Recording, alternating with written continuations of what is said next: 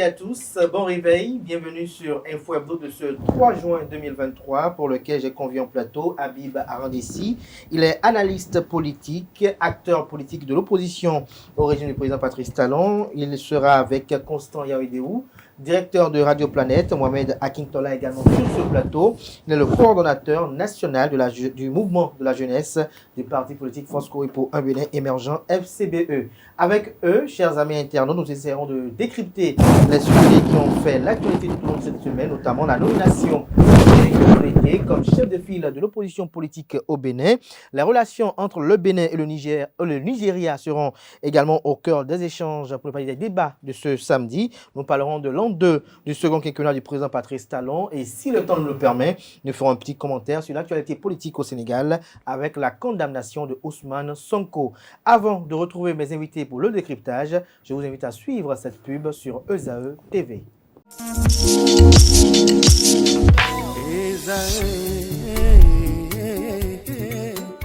Bonne nouvelle pour la rentrée académique 2022-2023. L'École supérieure d'administration, d'économie, de journalisme et des métiers de l'audiovisuel ESAE vous ouvre les portes de ses différents sites. À Gbedjomende, à Bomé-Calavi, à Kpakpa et même à Parakou, l'université ESAE vous offre des bons d'études et des demi-bourses dans toutes ses filières en licence 1, 2 et 3. Et pour les 100 premières inscriptions en master 1 et 2, bénéficiez des demi-bourses. Nouveau bachelier, vous avez au moins la mention assez bien. Inscrivez-vous vite à ESAE et bénéficiez d'un bon de 50 000 francs CFA. Étudiants, étudiantes et nouveaux bacheliers, payez 200 000 francs CFA en sciences de gestion, sciences économiques, sciences juridiques et en administration des affaires en licence 1, 2 et 3 et 500 000 francs CFA en master 1 et 2, 250 000 francs CFA en administration générale, administration des finances, journalisme et métiers de l'audiovisuel en licence 1, 2 et 3 et 600 000 francs CFA en master 1 et 2. Alors, inscrivez-vous vite et profitez des offres exceptionnelles mais également d'un enseignement de qualité à l'université d'excellence ESAE. Infoline 90 93 65 21 ou le 98 98 14 00. ESAE, l'excellence à un nom.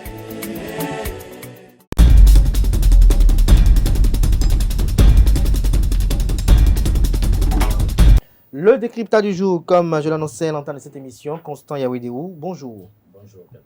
Merci d'être à nos côtés. Bonjour également à Mohamed Akintola et bonjour à Habib Arandessi. Bonjour, Kader. Bonjour, c'est Kader. Merci d'être à nos côtés ce matin. Merci d'être là. Merci. Malgré Je vous l'agenda en prie, divers. plaisir. Alors, Constant Yaouidéou, Éric Mounete, qui est nommé chef de file de l'opposition, dites-nous, qu'est-ce que cela augure? Oui, je crois que ça va être pour une première fois que ce système que nous avons prévu, nous-mêmes dans nos tests, vont être opérationnels une première fois parce que nous en avons connu avec FCBE qui a été chef de file de l'opposition, mais son audience et sa présence sur le plan politique ne lui a pas permis réellement de s'exprimer. Il n'y avait pas de tribune d'expression et aussi il faut comprendre que c'est la première fois que c'est en train de se passer, il fallait faire une mise en place. Vous voyez, donc c'est un peu plus compliqué pour FCBE de jouer pleinement ce rôle parce que les armes n'étaient pas. Maintenant que les démocrates sont là, présents, et vraiment de façon significative au Parlement, je crois que ça doit pouvoir apporter quelque chose. Ça va pouvoir apporter quelque chose. Alors dites-nous, Mohamed Akintola, Éric Mounete qui remplace Paul Roupet au poste de chef de file de l'opposition, quelle est votre opinion? Mon opinion ne diffère pas de ce que officiellement nous avons déjà dit, que cela dénote de la vitalité de notre démocratie. On ne s'accroche pas au pouvoir. La FCBE a eu son secrétaire exécutif national qui a occupé ce fauteuil de chef de file de l'opposition depuis 2000 2021, je crois bien. Aujourd'hui, le texte prévoit que le parti de l'opposition, déclaré donc de l'opposition, qui a le plus de représentants à l'Assemblée nationale, le président de ce parti-là, le premier responsable de ce parti-là devient d'office le chef de file de l'opposition. Et si nous sommes en train, depuis toujours, depuis la naissance de la Force Cori pour un Bénin émergent, militer pour le respect des tests de la République, ce n'est pas nous qui irons contre le fait qu'on respecte ces tests-là et que, de facto, comme de juré, ce fauteuil revienne à M. Éric Rondeté. Au-delà de ça, nous espérons que les chantiers qui ont été ouverts par Paul Hongbe, en l'occurrence, certes, on pourra dire que, comme l'a dit M. Yawedeu tout à l'heure, la tribune d'expression et tout ça, je le prends d'un autre côté et dirais beaucoup plus que la manière de voir les prérogatives de ce poste-là n'est pas forcément la même. C'était une première expérience. Le peuple attendait peut-être un chef de file de l'opposition qui crierait tous azimuts, taperait du poing sur la table chaque fois et parfois de manière irréférencieuse sur un président de la République qui a quand même officiellement été élu par le peuple là même en 2016 puis ensuite en 2021. Donc la ligne de conduite opposante est peut-être différente de ce que beaucoup ont à l'esprit, mais il y a quand même le chantier de l'unification des forces de l'opposition, parce que l'opposition n'a jamais été autant faible sous notre ère démocratique. Et c'est le grand chantier qu'a ouvert Paul Hongbe. Nous espérons que, vu aussi la manière dont la nomination a été spontanée dans le cas des démocrates, contrairement à la Force Cori pour un Bénin émergent, où on a dû prendre ces décrets de nomination-là parce qu'on avait besoin qu'un chef de file de l'opposition puisse désigner quelqu'un pour la Sénat pour qu'on puisse organiser les élections de 2021. Dans les cas d'espèce, Dieu et les responsables seuls savent comment ça se passe entre eux pour que ce soit aussi automatique. Nous espérons que les prérogatives protocolaires qui vont avec ce fauteuil-là seront une réalité pour une fois, puisque ça n'a pas été le cas. Là, vous parlez des attributs. Bien sûr, peut-être que si cela venait, nous espérons que le président Éric Rondeté pourra bien faire le travail. Maintenant, quant à nous, en tant que formation de l'opposition, selon ce que le code électoral et la charte des partis politiques dit, Paul Hongbe demeure un des chefs de l'opposition. La question de la collaboration avec le chef de file de l'opposition, beaucoup de choses restent à définir. À définir. Oui. Habib Arandessi, sur la même question. Alors, j'ai entendu tout à l'heure qu'on ne s'accroche pas au pouvoir. On parle de quel pouvoir? On parle de quel pouvoir? Les SCB sont allés aux élections. Ils se sont retrouvés avec moins de 5%, je pense bien. Et donc, vous ne vous êtes pas accroché au pouvoir. Vous n'avez pas le pouvoir. Si, entre-temps, le système en place a créé son opposition à lui, et qu'on vous a attribué le poste de chef de file de l'opposition, cela ne veut pas dire que vous avez le pouvoir. Pourquoi on parle d'attribution? La belle preuve, lorsque certaines forces politiques sont rentrées dans le jeu et qu'on a laissé un peu les élections ouvertes, qu'on a laissé les élections ouvertes, mais vous avez vu le résultat, vous vous êtes retrouvé à moins de 5%. C'est ça la crédibilité, c'est ça la légitimité. Hein? Ces élections ont montré ce que vous êtes, c'est-à-dire votre poids au sein du peuple béninois. Alors, donc c'est le premier chef de file de l'opposition. Éric Rondeté est le premier chef de file de l'opposition. Non, mais pas Patrice Talon. Oui, c'est le premier chef de file de l'opposition, même si je ne suis pas d'accord avec les thèses, tout ce qui s'est passé, mais reconnaissons d'abord que c'est le premier chef de file de l'opposition. Paul Hongbe, selon vous, était quoi? Non, Paul Hongbe était un figurant. C'était un figurant. Et vous avez... Est-ce que vous avez affirmé Écoutez. Alors, quand on dit chef de file de l'opposition, il est appelé à jouer un rôle. Ce n'est même pas une question de moyens. C'est sa capacité à relayer, à porter l'aspiration du peuple. On parle du chef de file de l'opposition sur plusieurs actualités, sur plusieurs sujets qui concernaient le bas peuple. Vous avez vu Paul Hongbe se prononcer. On dit que la ligne de l'opposition n'est pas la même. L'opposition, c'est quoi? D'abord, l'opposition, c'est cette force politique qui arrive à exprimer ce que vive la population devant des caméras, à vive voix. Le peuple sent que oui, il y a des gens qui ne sont pas d'accord avec le pouvoir et qui mettent la pression. Pas un peu à quelle pression.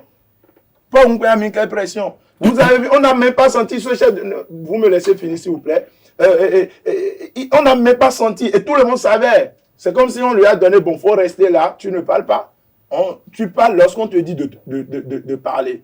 Et donc, vous ne l'avez pas senti. Et vous ne le sentirez pas parce que ce n'était pas un poste légitime.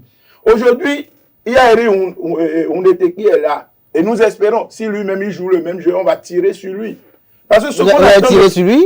Moi, je vais tirer sur lui. Vous à balle réelle? Vous savez que j'ai un franc-parler. Je dis toujours ce que je pense. Lorsque des sujets d'actualité concernant le bas peuple, concernant les femmes, les hommes, les travailleurs, les enseignants, tout cela, lorsque des sujets comme ça viendront et qui n'aura pas le courage de se prononcer, de mettre la pression massive sur le système en place, alors là, nous allons tirer sur lui. Parce que quand on dit chef de file de l'opposition, c'est d'abord là. Mais après, maintenant, les jeux de couloir, les petites collaborations, on peut analyser ça là après. Mais là où on attend le chef de file de l'opposition, c'est lorsque ça chauffe dans le pays. Et je pense que Eri Oundete, il a montré ses preuves vivement qu'on le sente désormais sur le terrain. Je reviens par rapport à Eri Oundete tout à l'heure dans un moment, oui. Oui. Conseiller Audérou, à vous voir, vous avez envie de réagir sur oui, j'ai envie l'opinion de Habib? Oui, réagir sur l'opinion de Habib parce que Habib a raison.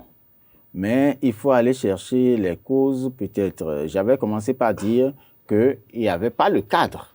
Là, je suis d'accord avec lui qu'on a sans doute voulu que M. Humpé, le président Humpé, vienne jouer un rôle ponctuel pour pouvoir débloquer une situation. Et à partir de ce moment, on ne peut pas dire qu'on a eu un leader de l'opposition, on a sans doute eu... Un figurant. Est-ce que c'est un figurant, un délégué pour gérer de façon spontanée, pour débloquer une situation. Vous voyez? Donc, et je continue de dire, ça ne peut être que ça parce que le délai qu'on a mis pour mettre en place l'opposition, le leader de l'opposition et tout ça, n'a pas suffi réellement pour qu'on sente l'installation, certaines organisations. Parce qu'il ne faut pas oublier, le chef de file de l'opposition est un responsable d'institution. C'est comme une institution qui doit avoir une certaine organisation. Donc, ce n'est pas un chef de parti seulement. Parce que l'impression qu'on est en train d'avoir... Ce qui gêne et dérange Habib Arandessi, je crois que j'ai posé la même question tout à l'heure à Mohamed Akintola, c'est que Paul Humpé, durant son mandat de chef de l'opposition, si on peut le qualifier ainsi, on l'a senti moins vivace sur les questions de préoccupation générale. Justement. Et je suis d'accord qu'on devrait le sentir mieux que ça, mais il faut aussi, c'est ça que je dis, c'est comme une institution, le chef de file de l'opposition. Parce que déjà, voir les attributs, vous devez comprendre que celui qui ne peut plus intervenir en tant que chef de file de l'opposition, ça veut dire que quand on a dit file, ça veut dire que c'est tout un ensemble, tous ceux qui sont opposants. Est-ce que dans cette file également, il avait l'opposition derrière lui? Quand c'est comme ça, il ne peut plus réagir en tant que président des démocrates. Il ne peut pas, en tant que chef de file, réagir en tant que président des démocrates ou sur chaque question. Oui, là où on prend, même le nom, même pas. Je prends déjà même le poste de chef de file de l'opposition. Le chef de file de l'opposition ne peut plus réagir comme il réagissait en tant que chef de parti. Parce qu'il parle au nom d'un ensemble désormais. Donc, il y a un travail à faire avant de s'exprimer. Il ne peut plus s'exprimer quand, à la sortie de sa maison, le journaliste lui tend le micro sur une question, il donne son avis. Non, il ne peut plus en tant que... Où il parle, il sépare. Mais pour opiner, il prend en considération quelle opinion? Non, il va prendre l'opinion de l'opposition. Mais son parti peut être en train de ne pas être d'accord avec ce que l'ensemble des partis de l'opposition peut retenir. Parce que l'ensemble des partis de l'opposition peut retenir quelque chose à confier au chef de file de l'opposition et il y aura des partis qui ne seront pas d'accord avec sa décision. Mohamed Akintola, oui. Merci, M. Kader. La position de M. Arandissi ne me surprend pas. Mais il faudrait que, en tant que jeune acteur politique, lorsque nous voulons opiner, qu'on puisse savoir non seulement raison garder, mais qu'on parle sur preuve, mais surtout, vous savez, nous sommes dans un pays qui est régi par des textes. C'est une grave erreur que de dire, M. Arandissi peut dire, moi, mon seul chef de file de l'opposition, ou le premier que moi je reconnais, c'est Éric Ndete. Et ça peut se comprendre. Nous connaissons ses acquaintances avec le Parti des démocrates. Nous savons où se trouve son cœur et où est-ce qu'il est aimé. Donc c'est normal qu'il prêche pour sa chapelle. Ça, on ne peut pas le lui refuser. Mais écoutez, jusqu'à méprendre, c'est l'erreur la plus grave que nous commettons depuis un bon moment et dont souffre le peuple. Écoutez, lorsque nous parlons de chef de file de l'opposition, M. Arandissi a-t-il pris tout au moins la peine de lire les textes qui régissent cette institution-là? C'est déjà ça. Voilà oui. ce qu'elle prédispose les thèses. Mais ce qui gêne et dérange Habib Arandissi, c'est que... Non, je l'ai bien suivi. Vous n'avez pas à le répondre. Oui, voilà, voilà. Donnez-moi juste le temps de répondre. Oui, allez-y. D'accord? Et oui. si vous n'êtes pas satisfait, vous pourrez peut-être me recadrer. Allez-y, oui. La première chose, c'est que le chef de file de l'opposition est désigné, d'accord, du parti qui a le plus de représentants à l'Assemblée nationale. Et lorsque ce n'est pas le cas, on regarde le parti qui a le plus de représentants au niveau des communes et des municipalités. Est-ce que la FCBE a eu l'occasion de participer à des élections législatives avant qu'on ne soit contraint, le dos au mur, à nommer un chef de file de l'opposition? C'est la première question qu'il faut qu'on pose. Aucun d'entre nous n'a participé aux élections législatives de 2019.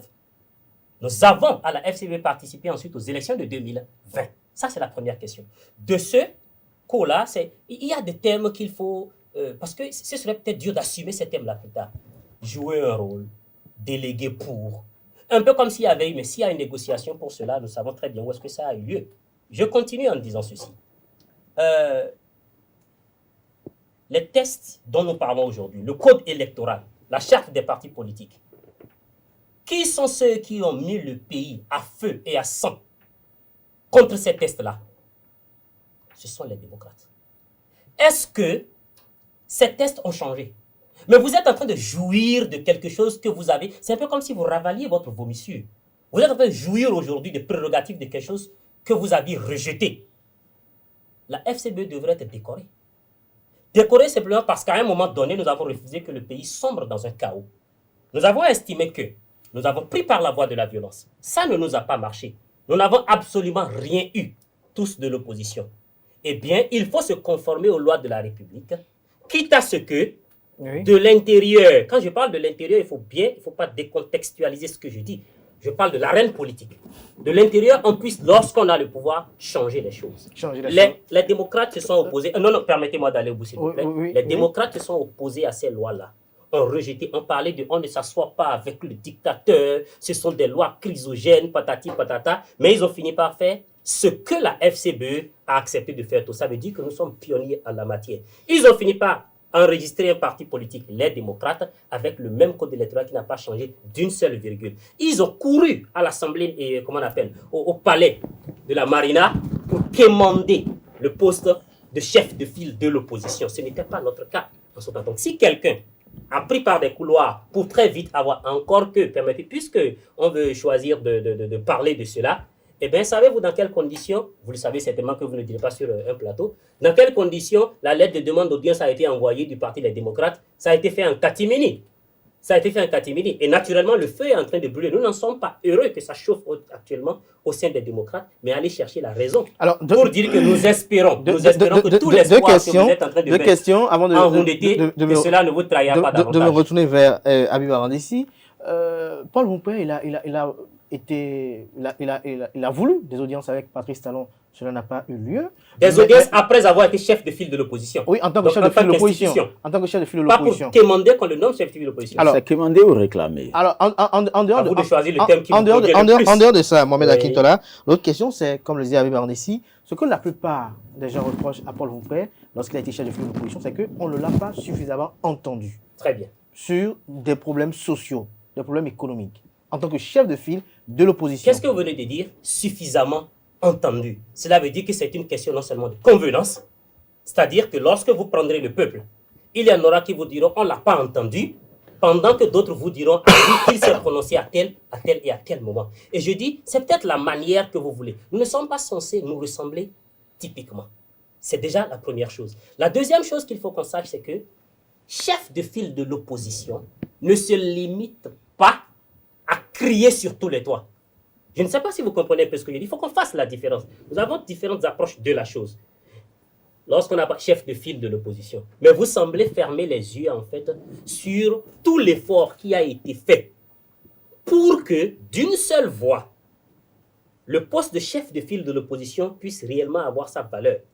Être devant plusieurs autres leaders de l'opposition pour que la voix que nous portons soit plus forte. Les démocrates ont toujours été les premiers à plomber le cadre de concertation des partis politiques de l'opposition. Qui sont ceux qui, en pleine négociation, en pleine discussion, en pleine mise sur pied des bases de ce cadre de qui sont ceux qui ont quitté la table et qui, pour des raisons jusqu'à aujourd'hui, qui sont même pas claires. Non. Ce sont les démocrates. On sent un peu d'amertume là. Non, ma voix elle porte naturellement. Et puis, ce n'est pas de l'amertume, c'est plutôt une grande gêne. Vous voyez, lorsque on veut biaiser en fait les analyses. Si de l'opposition, on a chaque fois sauté sur la place publique pour crier, nous ne reconnaissons pas telle personne comme chef de file de l'opposition, il a été nommé. Eh bien, Eric Okoté, il a été quoi? Merci à vous, Mohamed Akintola, Habib Arandessi. C'est bien. Tout à l'heure, vous étiez en train de... C'est bien, monsieur Kader, c'est bien dommage que la voix de la traîtrise soit portée par un jeune comme moi. Parce que l'avenir nous appartient. OK? Nous, là, on est en train de remplir une formalité. Notre ère arrive. Notre ère, là, où on sera les vrais acteurs même, là. Ça arrive. Donc, il faut qu'on sache quoi dire aujourd'hui. Il ne faut pas qu'on utilise des jeunes comme vous et moi, pour porter la voix de la traîtrise. Vous avez parlé tout à l'heure de l'affaiblissement de l'opposition. Mais nous savons dans quelles conditions les FCBE. La FCBE. Non, les FCBE. Vous, votre FCBE. Nous savons dans quelles... La force s'il vous plaît. Nous savons dans quelles conditions elle a été créée. Et le chef de file de l'opposition faites la comparaison entre la manière de les... S'il vous plaît, je suis resté tranquille, je vous ai écouté. Bon, Mohamed, on va écouter. Alors, nous savons dans quelles conditions... Mais vous aussi éviter de l'indexer parce que... non, mais écoutez, c'est un débat. Oui, tout à fait. Alors, nous savons dans quelles conditions ce parti a été créé. Et nous savons quel rôle M. Paul Rumpé a joué. Monsieur Kader, tu as constaté que chaque fois quand il y a un débat autour des SCB ou bien autour de M. Rumpé, j'évite. Je dis toujours, je ne veux pas en parler. Parce que je ne veux pas cracher mon venin. Parce que j'ai un problème avec cette FCB dont nous parlons et avec M. Rumpé. J'ai un problème. Un problème de personne? Non, ce n'est pas un problème de personne. Je pense que c'est ce dispositif qui a tout détruit à un moment donné. Parce que la politique, c'est des rapports de force. La SCB votre SCB n'a jamais été un parti politique d'opposition. C'est vous qui clamez. Quand on est parti politique, s'il vous plaît. S'il vous plaît, s'il vous plaît. Non, s'il vous plaît. Lorsqu'on est parti politique de l'opposition, on ne clame pas. Mais, on ne met pas s'il vous plaît. Est-ce qu'ils auraient été quelqu'un... Non, nous ne faisons pas des affirmations gratuites. Est-ce qu'ils auraient été du pouvoir et quérir une audience et que le pouvoir ne leur aurait pas accordé cela? Vous pouvez me laisser développer. Non, allez-y. Nous parlons ici... Quand il y a des comptes de vérité, c'est normal qu'on recadre. Non. OK. J'ai remarqué que vous avez un problème. Vous avez un problème d'écoute. Maintenant, si vous voulez qu'on joue à ce jeu, il sait... On est nombreux alors. Allez-y, Habib. Je ne vais pas vous laisser parler. On va perdre tout le temps. On est sur le plateau. Ceux-là qui nous suivent ne vont pas tirer réellement des substances de ce débat. Alors, M. Kader, qu'on cesse de nous voiler la face. Les FCBE ont joué un rôle. Le FCBE, ils ont divisé le dispositif. Ils ont affaibli le dispositif. Ils ont été des figurants, ils sont allés aux élections pour donner légitimité ou bien crédit au chef de l'État qui a écarté les vrais opposants, qui les a déposés en prison, qui a maté des manifestations, qui a déposé des manifestants en prison. Et c'est ça, eux autres, ils appellent la voie de la violence. En réalité, un acte démocratique. Le fait de se mobiliser, de dire nous ne sommes pas d'accord. Alors, à un moment donné, nous sommes toujours dans le rapport de force, on est en politique. Les forces que vous avez tenté d'affaiblir ont joué la même carte que vous. Et vous estimez aujourd'hui que comme vous avez été traite là, et que eux autres aujourd'hui, ils sont... Parce que sans les thèses dont vous parlez, si on va aux élections, les démocrates seront toujours à la tête. C'est ça la vraie opposition. Comment vont-ils aller aux élections Mais sans écoutez, les tests? s'il vous plaît, sans les tests, Oui, c'est-à-dire sans les tests manipulés, sans la modification de ces tests, sans tout ce qui est fait là, si on va à une élection, les démocrates, le groupe là, sera toujours à la tête. Mais Habib Arandessi, on voit s'il vous plaît, les démocrates. Non, c'est juste pour donner du grain à votre moulin. Oui. Alors, lorsqu'on reste dans la position et la posture politique d'un certain, par exemple, candidat Zanaï, qui estime, par exemple, que la politique des démocrates est également une politique apolémique, parce que pour lui, on ne va pas à une élection avec ce que lui qualifie de dictateur. Donc, la position des démocrates également est critiquée par une frange de cette opposition également, par ceux qui se disent résistants. Oui, c'est normal. Oui, mais pourquoi vous n'acceptez pas alors d'autres démarches politiques d'opposition qui ne sont pas celles des démocrates? Non, mais est-ce que j'ai combattu une fois ici ou bien j'ai tiré sur candidat Zanaï ici une fois? Non, parce que sa position, je comprends sa position. Quand on est dans une opposition... Mais pourquoi vous ne comprenez pas FCBE? Non, je ne peux pas comprendre FCBE. Parce que quand on est dans une opposition, on n'a pas besoin de te dire que ceux-là sont de l'opposition.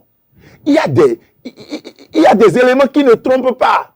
Vous allez à une élection controversée, une élection mélangée, tout le monde voit ça comme ça. C'est un parti politique d'opposition qui va contre tout et qui dit, mais ouais, nous prenons acte, voilà, tout est allé normalement, voilà. Et toujours, ce parti politique reconnaît toujours que tout va normalement, même quand les gens sont en prison, même quand ça chauffe dans le pays. Mais on dit quoi? Qui va reconnaître aujourd'hui, sauf ceux qui sont du dispositif, qui reconnaissent que FCBE est de l'opposition, sinon vous n'êtes pas de l'opposition. Et il faut changer de nom aussi, il faut changer de nom. Parce que ce nom que vous portez là, ça porte même la traîtrise. C'est le nom de la traîtrise. Il faut changer de nom. Créer un autre parti politique et revenir en force avec c'est-à-dire un vrai discours. Le peuple va se reconnaître à travers ce que vous dites. Mais pour le moment, tout ce que vous dites, aucun citoyen qui suit vraiment l'actualité politique au Bénin ne va se reconnaître à travers votre discours. Donc il faut laisser. Paul Houmpé n'a jamais été chef de file de l'opposition. Ce n'est pas une question de force. Vous savez, on dit les prérogatives d'un chef de file de l'opposition. Est-ce parce que je suis chef de file de l'opposition, quand il y a actualité nationale, quand il y a problème dans le pays, je n'ai pas la possibilité de me prononcer devant caméra? Qu'est-ce qu'on dit? C'est simple ce qu'on dit, mais vous ne les verrez pas. Après, ils écrivent une lettre qui passe même inaperçue et on dit qu'il s'est prononcé et qu'il ne s'est même pas suffisamment prononcé. Arrêtez ça. Alors, Constant Yawedeou, nous parlons de Paul Houmpé. C'est vrai que ce n'est pas véritablement le centre du sujet de ce jour, mais Habib Arandessi et Mohamed Akintola ont focalisé les attentions sur cela. Alors, lorsqu'on prend la gestion de Paul Houmpé en tant que chef de file de l'opposition, est-ce que vous n'avez pas trouvé des actions qui ont été salvatrices et qui entrent dans, j'allais dire, sa fonction réellement? Oui, dans l'exercice de sa fonction. Il n'a pas manqué de mener des actions. Je crois qu'il y a eu une crise là. Il a tenté une certaine médiation à un moment donné. Mais je continue de dire que le peuple est resté un peu sur sa faim parce que Paul Houmpé, il y a que chef de file de l'opposition comme institution. Les Béninois n'ont pas encore connu ça. Si bien que tout le monde attendait de Paul Houmpé les réactions d'un chef de parti de l'opposition. Je l'ai dit tout à l'heure.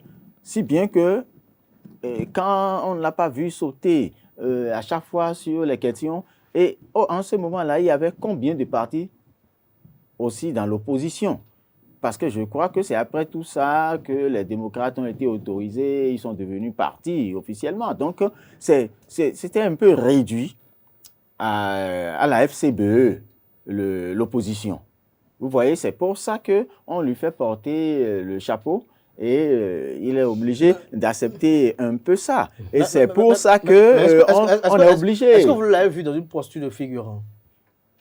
On est obligé de le voir dans la posture de figurant. Cela va sans dire. C'est la situation qui l'a imposé. Parce que c'est... Mais est-ce qu'il l'était selon vous, en tant qu'analyste politique? Oui, ça, il faut le dire, parce que quand on n'est pas figurant, c'est que il y a des actions qui vont jusqu'au bout. Mais on n'a pas vu ces actions aller jusqu'au bout. Ces actions qui sont allées jusqu'au bout étaient attendues. On sait que ça, là, ça doit aboutir à là. Et c'est ce que Habib disait, ça devrait aboutir à là. Donc, c'est tout comme s'il est venu remplir une formalité. Vous voyez, mais sur un dossier qui devrait être à son malgré actif. Que sa formation, il a été candidat à l'élection présidentielle, malgré que ils ont été aux élections communales, il a été chef de file d'opposition, il a voulu rencontrer Shelta plusieurs fois, selon certaines discrétions, mais n'a pas pu l'obtenir. Oui, mais est-ce que selon vous, il aurait pu être en connivence avec le pouvoir nous sommes aussi en politique et il faut pouvoir crédibiliser les choses. En le méprisant de la sorte? Mais quand vous me victimisez, c'est là où on a comme impression que je suis sérieux. Ah bon? Ah oui, quand vous me victimisez, c'est là, ça veut dire que je suis craint, je suis sérieux, donc on peut me considérer de toute façon, comme chose. C'est pour ça qu'on est en train de vouloir demander à Éric Rouleté d'être autre que ça, sinon il sera rangé aussi dans... Je vais revenir tout dernièrement par rapport à vos expériences par rapport à Éric Rouleté, mais Mohamed Akintola, tout à l'heure, vous avez écouté les commentaires sur votre scène, si on peut le dire ainsi, le secrétaire exécutif national de Force Corée.B émergent. La régulation, je vous les ai rappelés tout à l'heure. Alors, vous-même, en tant que militant de cette formation politique, comment vous justifiez, j'allais dire, cette posture qu'a adoptée votre leader? Vous savez, c'est de bonne guerre, tout ce qui se dit. Et ces plateaux sont faits pour cela, parce qu'il faut qu'on puisse s'écouter, il faut qu'on puisse s'exprimer. Et il se peut d'ailleurs qu'on puisse éclairer à travers nos échanges d'autres qui nous suivent, et peut-être même qu'on puisse s'auto-éclairer. C'est dommage qu'on joue à un jeu. Je vais expliquer le jeu. En fait, lorsque ça arrange, on va parler de normalisme. Et lorsqu'on n'arrive pas à justifier, on sautera pour dire ben, nous sommes en politique, parce que c'est une manière de camoufler tout ce qu'on ne peut pas justifier. Au-delà de ça, il y a des affirmations, quand on les fait, il faut pouvoir les justifier. C'est ça qu'on appelle l'analyse politique. Quand M. Habib dit par exemple que la FCBE a toujours dit que tout va bien, c'est à croire que M. Habib n'est pas au Bénin. C'est quand même ahurissant que ça se dise, vous voyez, parce que ce sont de petits glissements qui ont tendance à dire tout le contraire de ce qui est. Ça, c'est la première des choses. Lorsque vous me dites, par exemple, lorsque vous êtes droit dans vos bottes et que vous dites, toi, ce que tu as fait, c'est pas bien. Et c'est de la traîtrise, parce que c'est l'expression qui a été utilisée. C'est de la traîtrise. Eh bien, ce n'est pas parce qu'il pleut qu'il faut uriner sur soi, parce que la pluie finira par cesser.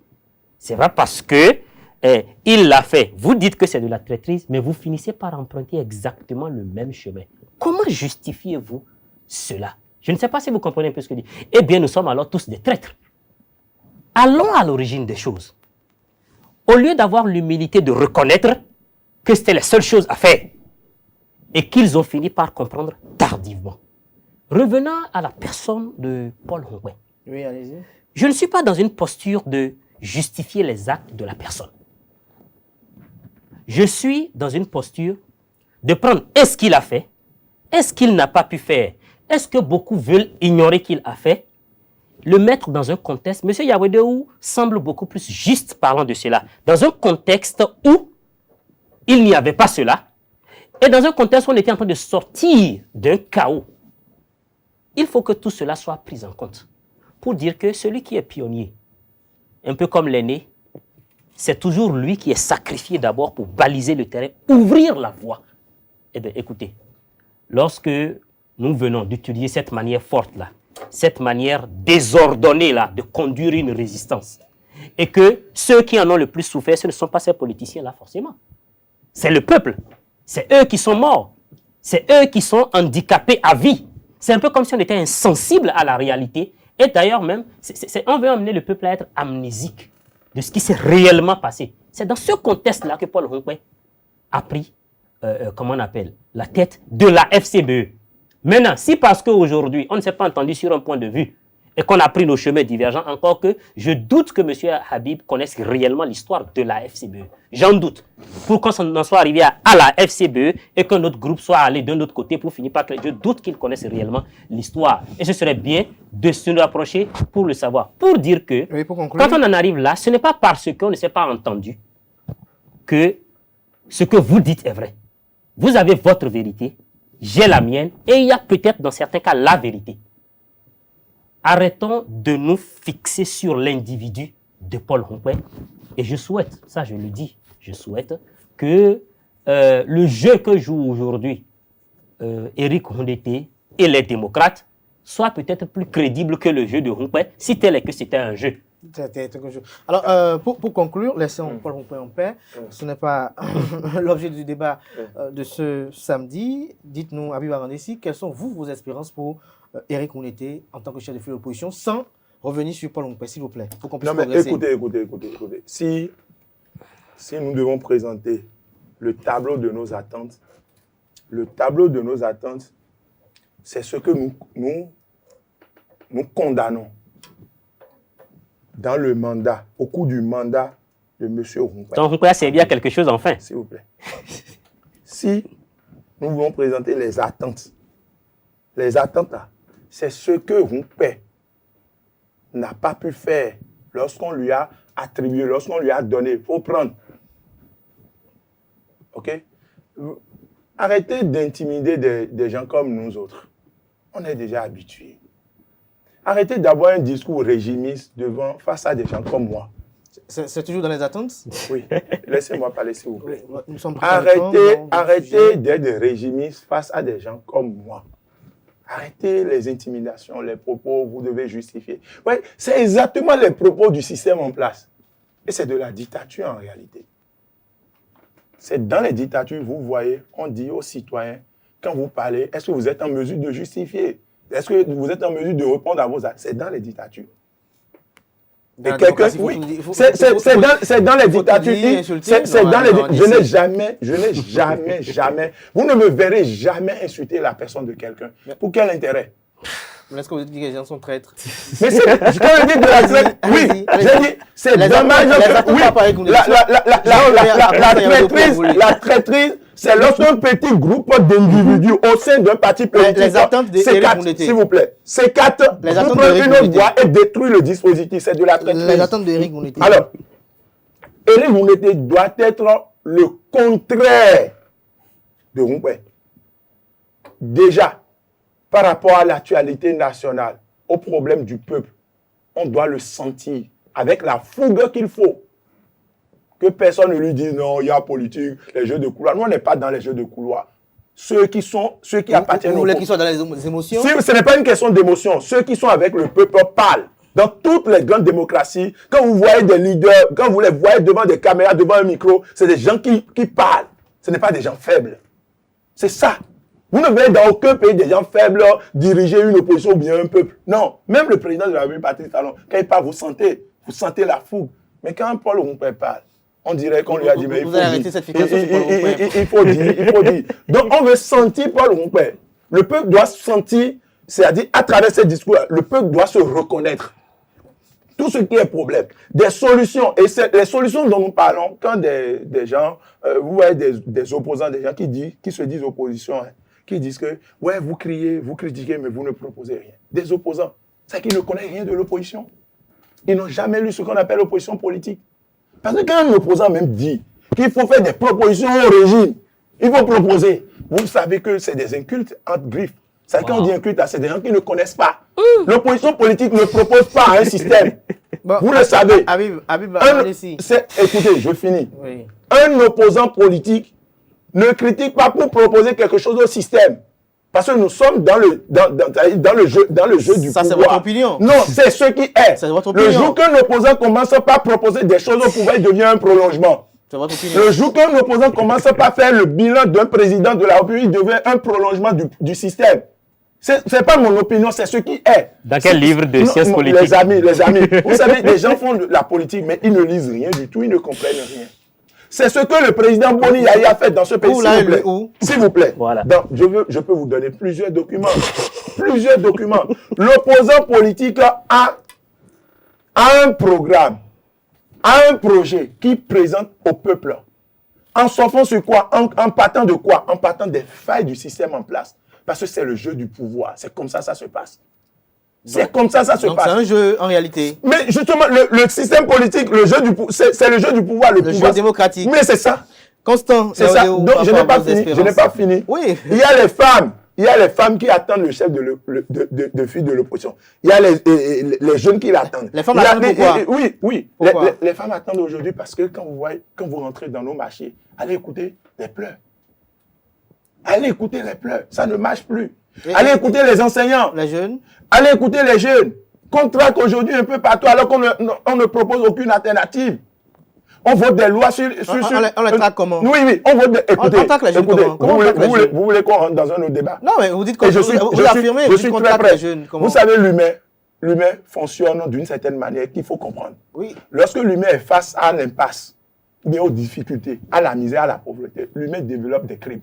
Des crimes? Oui. Lesquels, par exemple? Comme les braquages, comme le vol, comme la cybercriminalité, si c'est cette expression.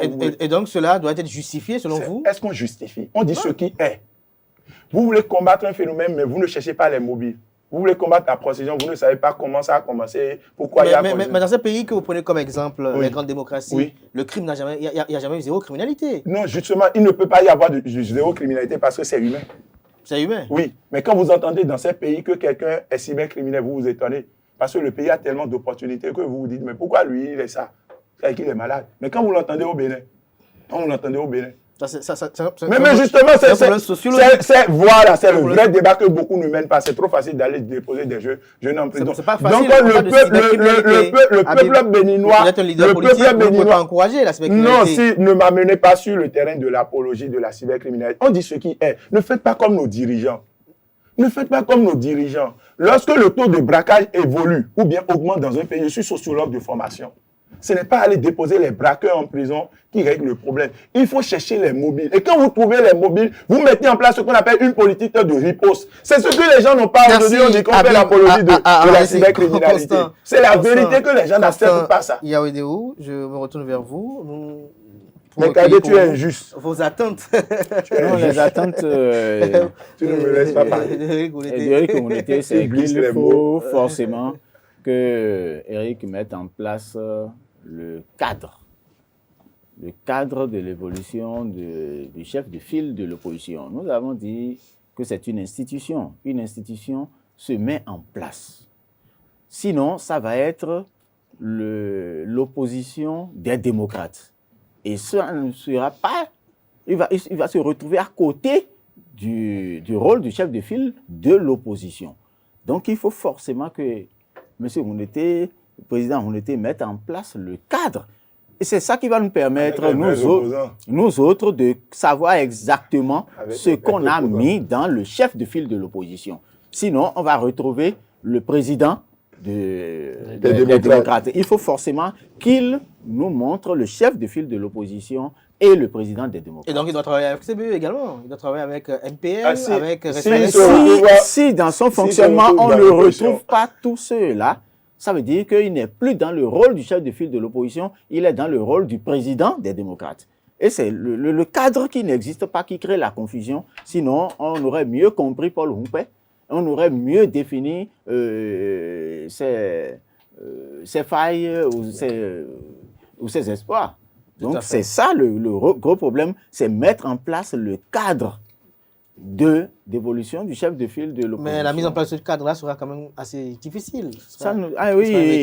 Déjà, s'il arrive à porter la voix si je viens un peu sur le cas d'Habib qui dit c'est le premier vrai chef de file qu'on veut avoir, ça veut dire qu'il a le poids de mettre en place une institution.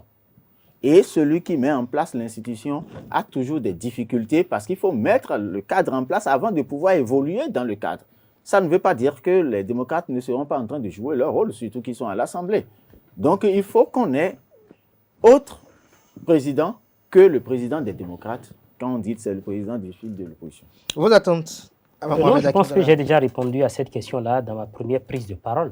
J'ai dit que il y a des chantiers qui ont été ouverts. Et on sait comment l'aile a été plombée à ces initiatives-là. Mais aujourd'hui, nous nous trouvons dans un contexte où ces initiatives doivent être perpétuées si le président Éric Rondeté veut réellement se faire reconnaître sur le plan social et dans l'arène politique cette casquette de chef de file de l'opposition, s'il veut réellement parler au nom de tous, sinon qu'il risque de subir les mêmes affres que Rondeté en son temps. Et vous savez, lorsque vous passez votre temps à régler des problèmes internes, il est quand même assez difficile d'avancer.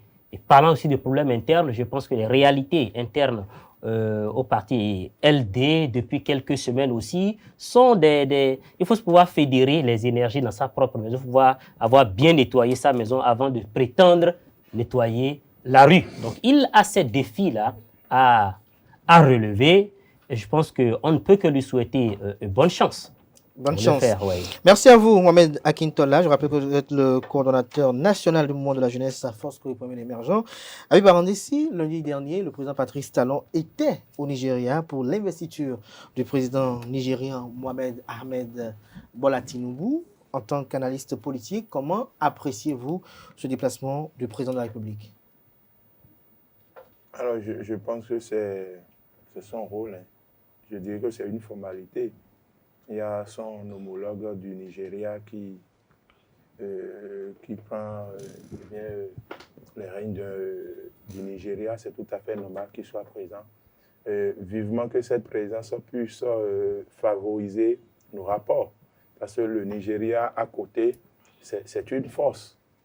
Malheureusement, nous ne jouissons pas vraiment de cette opportunité que représente le Nigeria juste à côté. Donc, vivement... Comment on doit s'y prendre selon vous? Non, je ne pourrais pas dire exactement comment s'y prendre. Il faut dire ce que je dis ce que je pense. Parce que le Nigeria, qu'on le veuille ou pas, c'est un grand pays. Et ce grand pays à côté juste du Bénin, je pense que forcément c'est une opportunité. Et beaucoup, ceux qui sont spécialistes en matière de développement, beaucoup se prononcent sur ça. Donc aujourd'hui, qu'on évite les problèmes interpersonnels, les petits soucis entre opérateurs économiques, entre hommes d'affaires, et qu'on pense réellement au bien-être de nos populations. Donc je pense que c'est déjà très bien que le chef de l'État soit présent à l'investiture. Et je pense qu'on doit évoluer, qu'on doit avancer, qu'on ne connaisse plus des fermetures de frontières, tout ça là, qu'on puisse créer un cadre vraiment correct et bénéfique pour les deux peuples. Voilà ce pour les deux peuples. Voilà.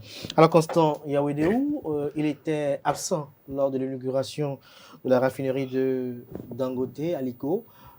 Beaucoup de chefs d'État étrangers y étaient, mais Patrice Talon n'y était pas alors qu'il partageait une frontière avec le Nigeria.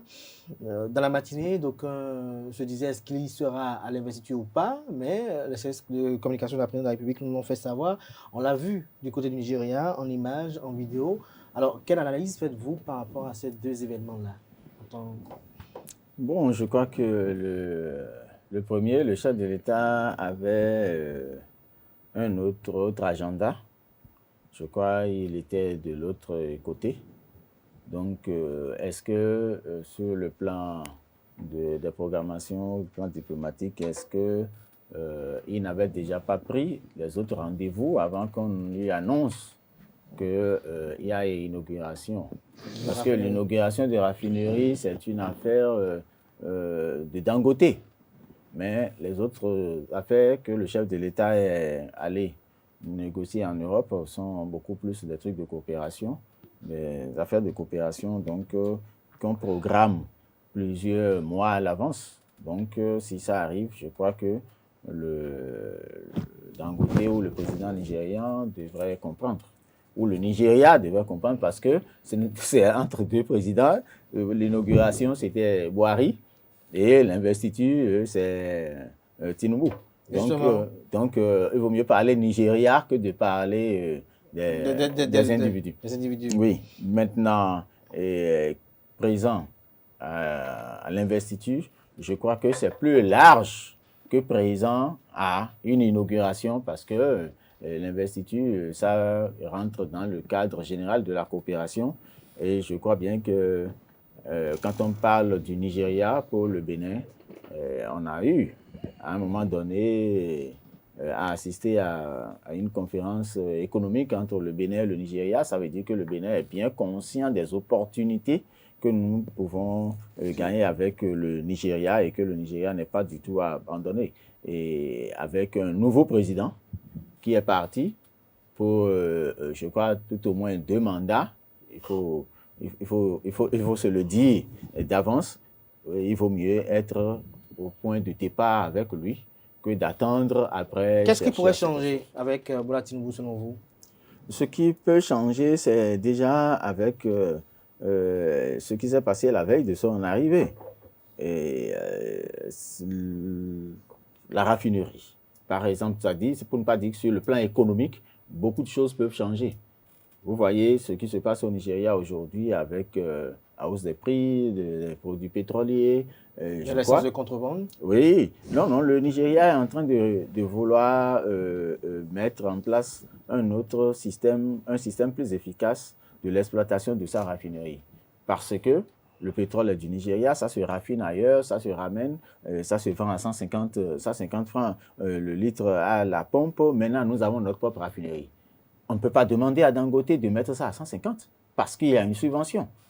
Même si, entre-temps, le Nigeria tentait même d'augmenter le prix du carburant, il y a eu des mouvements et ils ont stabilisé, ils sont revenus à chose. Donc, il faut forcément que le vrai visage soit révélé pour que, quand on va négocier, le gouvernement va négocier, le Nigérien va négocier avec Dangote et qu'on dise que ça va être désormais à 175 au lieu de 150, que les gens comprennent que s'il n'y avait pas de subvention, ça devrait être à 200.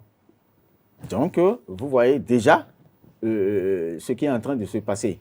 Et avec ça, nous, on est où? Quand nous, on a des accords de fourniture de carburant, des accords, il paraît, exclusifs, il paraît qu'on n'a pas autre choix que d'aller chercher du carburant en Algérie. Je crois que si aujourd'hui le Nigeria est en train de se rendre indépendant et que le Bénin est à côté du Nigeria, qu'on raffine à côté de nous, mais pourquoi ne pas revoir les accords pour qu'on soit soulagé? Je crois que c'est des choses comme ça que notre gouvernement doit commencer par voir avec le Nigeria pour que sur le plan économique, les choses puissent évoluer autrement. Les choses puissent évoluer autrement. Voilà, j'y arrive enfin. Mohamed Akintola, qu'avez-vous à nous dire sur cette actualité-là? En fait, je vais être très bref dessus, mais sans avoir titillé un peu, pas sans avoir titillé un peu Habib, parce que le professeur Habib nous a fait tout à l'heure un cours de sciences politiques où il disait qu'un opposant ne fait jamais de proposition à un gouvernement en place, mais je l'ai surpris répondant à votre question en train de faire des propositions de bonne gestion de la collaboration entre le Bénin et le Nigeria au pouvoir en place. C'est quand même assez contradictoire. Bon, juste pour le titiller un peu. Oui. Et pour revenir à la question, je pense que nos relations avec le Nigeria devraient être mieux exploitées qu'en l'état actuel. Que le président Talon ait participé à l'investiture du président Bola Tinubu, c'est la moindre des choses. La relation de bon voisinage nous y oblige, puis ensuite les relations historiques entre le Bénin et le Nigeria également. Donc ce serait quand même un peu ahurissant que des gens soient venus d'aussi loin et que le Bénin, on n'ait pas pu.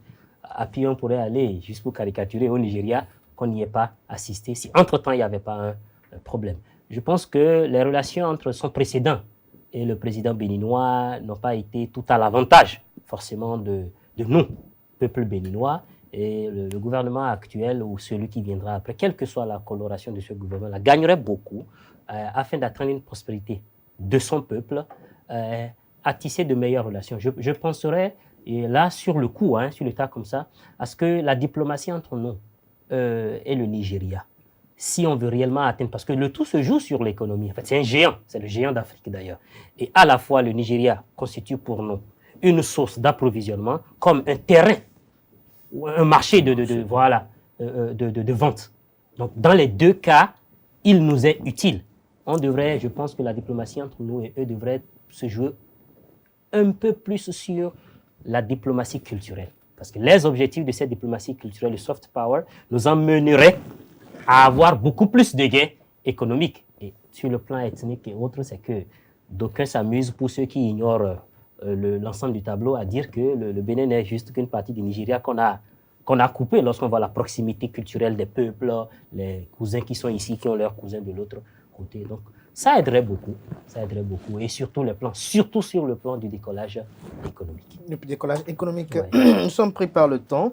C'est vrai qu'il y a également encore deux sujets sur lesquels on doit opiner, mais très très rapidement. Abirand Dessi, 2 ans du second quinquennat de Patrice Talon, qu'est-ce que vous retenez? On va y aller rapidement avant de dire un mot sur... 2 ans du président de la République. Oui, du Ah, second quinquennat. Alors, je l'ai dit sur un plateau dans la semaine, je pense bien, et c'est un bilan négatif, c'est l'échec total. 2 ans de rôtement social. Vous avez remarqué quoi? Hein, c'est la désolation. Comme au cours des 5 ans, il n'est pas arrivé à faire le job. Hein, en 5 ans, et aujourd'hui, il décide d'écarter tout le monde pour briguer un second mandat. Et en 2 ans, vous voyez, le résultat est là. Des lois fantômes qui sont votées, le peuple qui meurt de faim, des jeunes qui ne savent même plus là où aller, et les bonnes dames qui vont dans nos marchés, qui traînent à longueur de journée, les enseignants qui sont recrutés, qui sont devenus des aspirants au passage, qui sont recrutés avec une licence professionnelle, qui sont à 105 000 francs le mois, les impositions sauvages, plus de liberté quand vous parlez... En clair, vous n'avez pas vu le hautement social est Mais effectif. écoutez, quel hautement social? Lorsqu'on parle de hautement social, c'est qu'en 2 ans, nos quotidiens, eh bien, notre vie doit s'améliorer, notre quotidien doit s'améliorer. Mais qu'est-ce que vous remarquez? Vous vivez dans une chambre, dans une maison, on vous envoie des factures d'électricité et d'eau, n'est-ce pas? Le hautement social, c'est alors dans quoi? La santé, parce que tout ça, ça fait partie du social. La santé, quand vous vous rendez dans nos hôpitaux aujourd'hui, quel est le constat que vous faites au niveau du système éducatif, au niveau de l'éducation? Quel est le constat? Donc, le hautement social, c'est un discours. C'est normal. Le contraire m'aurait étonné, moi, parce que celui qui est au pouvoir, vous savez qu'il ne sait rien, il ne connaît rien du social. Parce que c'est un capitaliste, il a été un homme d'affaires. C'est le profit, c'est le gain. Le hautement social, en réalité, le vrai thème, ce qu'il faut vraiment dire... Vous l'avez dit? Oui, ce qu'il faut vraiment dire, non, nous sommes en train... Ce mandat, c'est une privatisation du Bénin. Vous avez constaté que des sociétés du pays sont détruites au profit des sociétés privées. Vous voyez, des Rwandais, des étrangers qui sont nommés un peu partout. Mais oui, justement, un renforcement de la petite bourgeoisie locale et un affaiblissement de tous ceux-là qui ont un peu d'argent. Si vous allez dans un marché aujourd'hui et que vous payez pour 200 000, ne soyez pas étonné que la police vienne chez vous pour vous demander des comptes où vous avez trouvé les 200 000. Constant, il y a eu les 2 ans du second quinquennat du président Patrice Talon. Oui, les 2 ans de quinquennat de Patrice Talon, c'est un peu difficile de faire un vrai bilan parce que c'est une continuité. C'est là que c'est un peu compliqué parce que c'est les mêmes hommes, c'est le même système, les discours ne sont pas trop différents. Donc, c'est difficile de faire un véritable bilan. Mais la seule chose qu'on a pu constater ou qu'on constate est que tout ce qui était prévu au premier quinquennat, qui devrait être réalisé avant la fin du premier quinquennat, ont connu des difficultés et on a constaté que dans ces deux premières années du second quinquennat, on a commencé par avoir de la concrétisation dans certaines actions. C'est au niveau de la restructuration structurelle que c'est tellement pas trop visible parce que ça semble prendre un peu de couleur politique et c'est là qu'on pense qu'on n'a pas réellement de quoi évaluer, mais on peut dire que c'est la continuité. C'est la continuité. Mohamed Akintola. Merci beaucoup. Je pense que pour une des rares fois, je vais m'aligner et m'accorder avec Habib pour dire Mais tu n'as pas le choix. Tu dois démontrer que tu es un opposant. Pour dire que, en fait, bon, bien avant qu'on se voit sur ce plateau, j'avais déjà fait une émission beaucoup plus longue par rapport à cette question de 2 ans, il y a à peine 48 heures, pour dire qu'en fait, ne me demandez pas d'opiner sur quelque chose qui n'existe pas. Les 2 ans, je n'ai rien vu de changer, je n'ai rien vu de nouveau. Si vous me demandiez peut-être les 7 ans de talent, peut-être que là, je pourrais opiner. Et comme l'a dit le directeur tout à l'heure, c'est que c'est juste une continuité de les premières 5 années. Je crois qu'il y aura peut-être une émission consacrée. Non, permettez-moi d'aller au bout de mes idées, s'il vous plaît. Ces 2 ans-là, ou ces 7 ans-là, peu importe comment nous l'appelons, ont été des années de pression. Nous avons connu meilleur au Bénin. Le hautement social, c'est un leurre. On nous a parlé de hautement social, mais on nous a saupoudré le discours, on nous a saupoudré les réalisations. Il y a encore 3 ans. Oui, il y a encore 3 ans, mais bon, 3 ans de 10 années. Il y a l'actualité au Sénégal qui... 3 ans de... Non, M. Kader, là, ce ne serait pas courtois de votre part. Ce ne serait pas courtois de votre part, je vous en prie. Justement, pour dire que... Laissez les SCV parler, s'il vous plaît. Merci beaucoup, M. Habib. Donc, ce hautement social dont nous sommes en train de parler là n'a jamais existé, puisque bien avant cela, nous avons connu de meilleurs jours. C'est comme demander à quelqu'un qui vit dans l'hiver de l'Amérique du Nord d'applaudir lorsque vous le mettez dans une climatisation dans une zone tropicale. C'est rien de nouveau. On nous a parlé de hautement social, mais nos enseignants qui ont été recrutés sous forme d'aspirana ne sont toujours pas formés. Des enseignants qui sont formés pour une matière donnée sont obligés d'enseigner une autre matière pour laquelle ils ne sont pas formés. Nous sommes en train de prendre en otage l'éducation de ces enfants-là qui représentent le futur de notre pays. Au-delà de cela, le panier de la ménagère, puisque c'est le ressenti que nous avons à ce niveau-là qui justifie de l'effort qui a été fait plus haut. Vous me parlerez peut-être des infrastructures routières et autres là, déséquilibrées parce que c'est une zone qui a été favorisée au détriment d'une autre zone. Et je vais aller bien au-delà de ça pour dire que sur le plan politique et démocratique, rien n'a changé parce que nous n'avons toujours pas la latitude de contredire sans avoir peur d'être reprimé. Plus profond par rapport à cela. Merci à vous, Mohamed Akintola. Nous sommes pris par le temps. C'est vrai que la régie est en train de faire signe pour qu'on puisse mettre un thème à cette émission. Mais au Sénégal, à Bibarandessi, Ousmane Sonko a été condamné. Depuis quelques heures, nous assistons à des violences dans ce pays-là. En tant qu'acteur politique, quelle opinion ou quelle est votre opinion sur cette actualité dans l'espace de la sous-région? C'est dommage ce qui se passe, c'est dommage ce qui se passe. Mais nous devons vraiment faire attention parce que ce qui se passe au Sénégal risque d'arriver dans tous les pays africains. Okay? Ce n'est pas pour la première fois on écarte un opposant. Et c'est devenu la mode même, c'est devenu la mode de tout le monde. Quand on veut s'accrocher au pouvoir, il faut écarter, il faut passer par des manœuvres pour écarter. Et malheureusement, on dit que c'est la politique. C'est-à-dire, on dit que c'est la politique. Oui, c'est normal d'écarter ceux-là qui ne parlent pas le même langage que vous. Il faut trouver des histoires, il faut créer des trucs pas possibles pour écarter. C'est bien dommage. Et qui sont ceux qui souffrent? Qui sont ceux qui payent le prix? Parce qu'un homme politique debout a tout un monde derrière lui normalement. Et lorsque vous touchez ce leader, vous touchez à des milliers de personnes. Et vous voyez, plus de 9 morts, j'ai lu dans une condamnation, vous y voyez un règlement de compte politique. Mais c'est clair. C'est clair, même tel que... Vous savez, des fois, lorsque nous nous prononçons sur certaines situations liées à certains hommes politiques, les gens pensent que nous justifions ou bien nous dédouanons l'homme politique. Non. Mais très souvent, on s'attaque à la procédure. Quelqu'un qui a volé, admettons qu'il a même volé.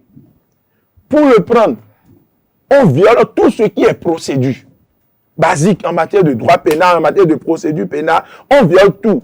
Et on veut qu'on dise que non, comme il a volé là, accepter qu'on viole tout pour le prendre. Là, ça pose un problème. Mais il y a des hommes politiques également qui subissent cela. Non, mais ça pose un problème. On doit servir c'est-à-dire des vrais éléments au peuple d'apprécier. Ce qui se passe au Sénégal, c'est toute l'Afrique qui est concernée. C'est toute l'Afrique. Constant Yaoudéou. Oui, c'est dommage ce qui se passe au Sénégal parce que le Sénégal a été considéré toujours comme un pays... Un modèle de démocratie. Un modèle de démocratie comme le Bénin. Donc, quand ça arrive Le Bénin n'est plus dedans. Au Sénégal, non, le Bénin continue de faire toujours des efforts. Tout à l'heure, il a dit, les démocrates se sont ralliés pour pouvoir avoir la voix. Donc ça, c'est toujours la démocratie, c'est le respect des tests qui est le gros problème. Maintenant, c'est les tests. Même le chef d'accusation pour écarter ou arrêter son cours, c'est tellement ridicule. C'est tellement ridicule qu'on se demande, est-ce que pour la magistrature suprême, se maintenir à la tête d'une nation, est-ce que c'est avec un argument comme ça qu'il faut écarter un opposant? Ça a manqué un peu de sagesse dans la manière dont c'est en train d'être fait et il faut qu'ils prennent conscience très vite pour que ça ne dégénère pas. On parle de la corruption de la jeunesse. Corruption de la jeunesse, ça c'est des expressions vraiment, je ne sais pas comment ceux qui nous ont appris la démocratie peuvent, ou le droit, sur les tests, tous les documents sont Mohamed Akintola. Je ne sais pas comment on peut qualifier ça. Merci beaucoup. La question posée ça. aux spécialistes en sciences politiques que je suis, je répondrai que ce n'est pas nouveau. Ce n'est pas nouveau. En fait, que ça n'en arrive pas là aurait été surprenant. C'est un modèle classique qui est utilisé dans le jeu des pouvoirs. Le Bénin également a eu son lot et nous n'en sommes pas encore sortis. Et beaucoup d'autres pays ont... Pour caricaturer la situation, c'est que vous avez un président en place qui peut exploiter une faille dans le code électoral du Sénégal. D'accord ? Certes, comment on appelle, la constitution du Sénégal ne lui permettra pas de faire un autre mandat, mais il y a une faille dans le code électoral qui ne l'empêche pas de se présenter pour les élections et du coup, lorsque cela arrivera, c'est un peu comme pour dire, regardez, c'est vrai que la Constitution dit que je ne dois pas faire plus que, mais vous verrez la majorité du peuple qui a voté pour moi. Et comme c'est le peuple qui parle toujours de la Constitution, peut-être on trouvera une alchimie et les savants sont très bons pour le faire, mais en tant qu'acteur politique... Déjà qu'il y a des vidéos qui font sur les réseaux sociaux où les gens demandent appel à un référendum. Voilà, donc, mais en tant que jeune acteur politique africain, je dis simplement, c'est dommage. On peut éviter cela. On peut trouver une autre manière plus subtile, plus intelligente, si c'est forcément ce qu'on veut faire. C'est bien dommage pour l'opposant, mais il y a une chose qu'il ne faut pas oublier en communication politique et que j'ai l'impression que ces dirigeants-là sont souvent très amnésiques par rapport à ça. C'est que les populations africaines sont très empathiques et donc se rangent toujours du côté de celui qui est victime dans une situation, quelle que soit la situation. C'est le propre de la société africaine. Du coup, en faisant cela, on est en train de rendre service à Ousmane Sonko parce qu'on lui fait plus de publicité, on le range du côté des opprimés et seul le peuple peut lui rendre justice. Est-ce ce qui risque de se passer si dans le camp présidentiel, il arrive à rallier un certain nombre qui ont le pouvoir et qui peuvent, parce que ce qui a été lié peut être encore délié, et qu'il y a cette faille-là qu'il a la chance d'exploiter, eh bien ce sera la catastrophe pour ceux qui pensent avoir réussi leur coup en le condamnant. Merci à vous, Mohamed Akintola. Je rappelle que vous êtes coordonnateur national du mouvement de la jeunesse du parti politique Foscori pour un Bénin émergent. Vous étiez avec Habib Arandessi, analyste politique, président d'honneur du mouvement socialiste révolutionnaire. Également sur ce plateau était Constant Yaouédéou, directeur de Radio Planète. Merci à vous, chers amis internautes. C'était Info Hebdo de ce 3 juin 2023. On se retrouve samedi prochain pour une autre émission, peut-être avec les mêmes invités ou d'autres. Jusque-là, portez-vous bien. On se retrouve par la grâce et la volonté divine demain, dimanche, pour l'invité.